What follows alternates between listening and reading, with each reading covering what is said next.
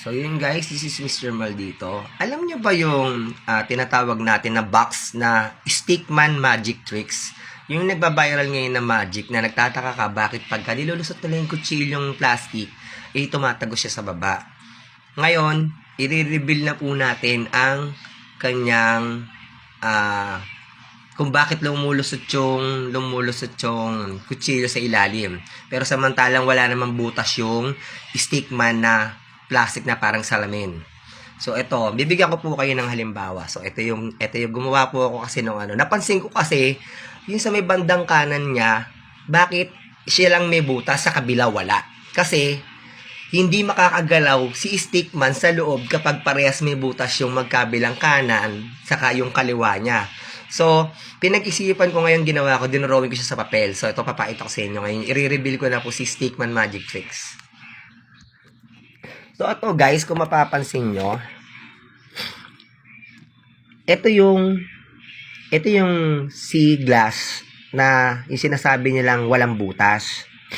Ngayon, ang nangyari sa kanya, kung mapapansin nyo, yung box mismo na may butas, so hindi kunwari wala na yung takip niya.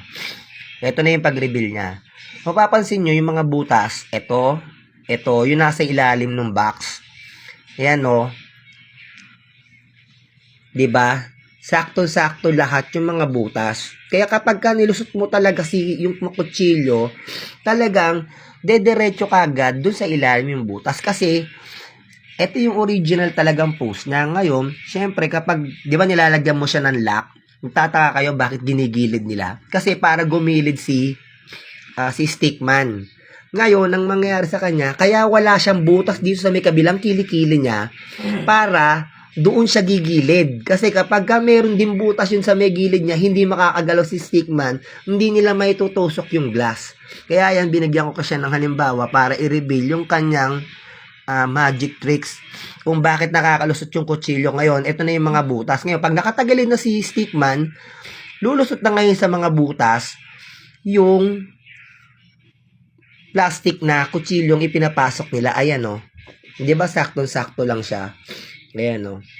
Kaya wala siyang butas sa gilid kasi yun yung magsisilbing kaya siya ginigilid para mag-push siya patagilid. Kasi kanina pinag-isipan ko bakit nga lumulusot yung kutsilyo dun sa magic tricks niya hindi mo naman ginagalaw. Yung pala gumigilid pala si Stickman doon sa kaya pala wala siyang butas.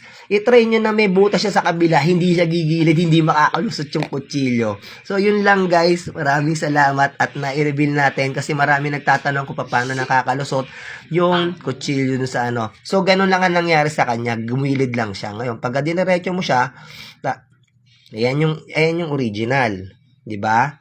Nasa ilalim yung butas. So, pag ginanto mo, hindi lulusot yung kutsilyong nilalagay mo dahil babara doon sa salamin. Ngayon, pag ginalaw mo si glass at gumilid si glass, ngayon, marireveal kaya yung butas na wala sa kabila. Wala siya sa kabila. Kaya pag gumilid siya, makikita nyo. Ako din, naging curious din ako So, pag gumilid siya, makikita nyo na ngayon kung paano siya na-i-reveal yung butas. Kasi, ayan papansin niyo gumilid siya. Ngayon, lahat ng butas lumabas. Yan. Pati nandito, yan lahat. Kasi gumigilid lang si Stickman. So, yun lang guys. Maraming salamat at na-reveal natin yung maraming katanungan kay Stickman Magic Tricks. Yun lang guys. Maraming salamat. And follow my page, Mr. Maldito guys. And sana nabigyan ko kayo ng kaliwanagan dun sa magic tricks ni Stickman. Yun lang po. Maraming salamat.